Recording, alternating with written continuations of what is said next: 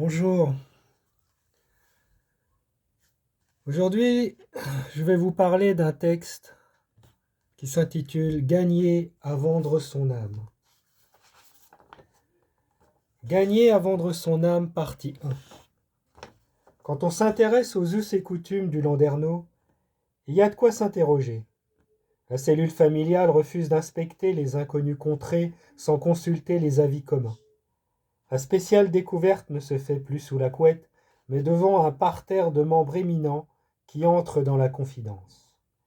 Dépassant les divergences de tonalité et les agencements de syllabes pour arpenter la logique du consensus, misant sur la formulation avant de s'attacher à la ponctuation, tout en s'appuyant sur des figures de convergence qui évitent les sorties de route, le bien commun témoigne de son engagement non plus haletant, gémissant, suffocant, mais habillé à la dernière mode et assis sur un fauteuil. Affublé de deux commissaires aux comptes et d'un maître de cérémonie, l'heureux élu parfait son phrasé en larmoyant avec ses détracteurs.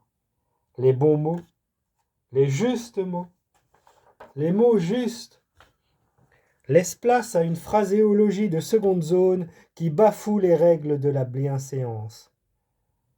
Quittant les rivages pestilentiels de l'outrage pour longer les contrées épiques des révélations avant d'atterrir aux abords des lagunes de l'excès, la confidence verse dans le mélodrame.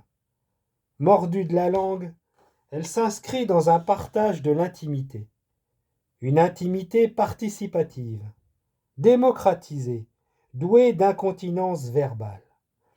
L'œuvre ne se conçoit que dans une explosion de discours où le plaisir des sens côtoie l'odeur incontournable du purin.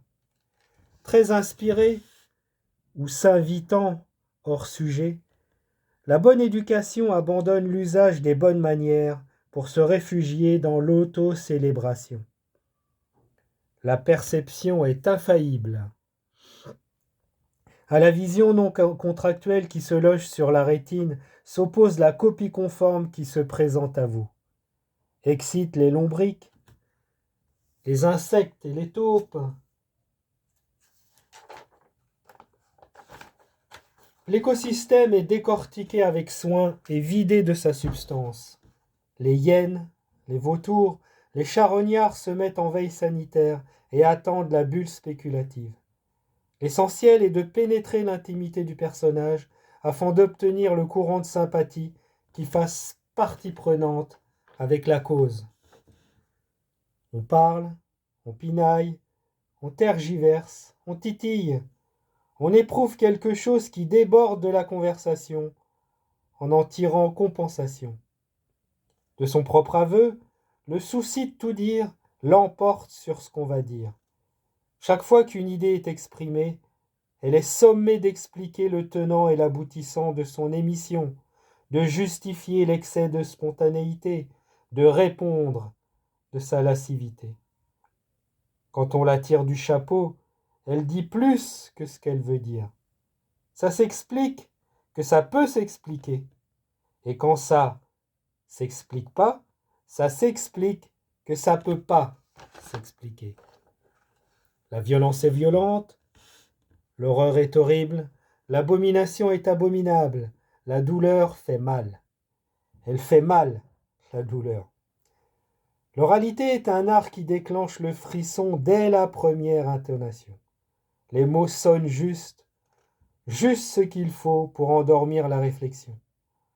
Son cerveau s'étant perdu en route, à la remise du diplôme, quand on passe le jet, l'eau coule plus vite. Vous êtes entouré de gens peu recommandables, vous vous sentez oppressé par un quotidien trop stressant, seul ou à plusieurs, le sentiment que vous développez peut être géré par un tiers disposant d'une couverture médiatique conséquente. Téléphonez au numéro qui vous convient. Nous allons prendre votre appel. Passez-vous l'hiver en vacances? Montez-vous à cheval en vélo? La pluie fait-elle pousser les avions? Le pétrole a-t-il des ailes? on ne peut penser ces questions sans faire allusion à la phrase tant citée. La différence entre avant et maintenant, c'est qu'avant, c'est déjà arrivé, et que maintenant, on vient juste de le découvrir.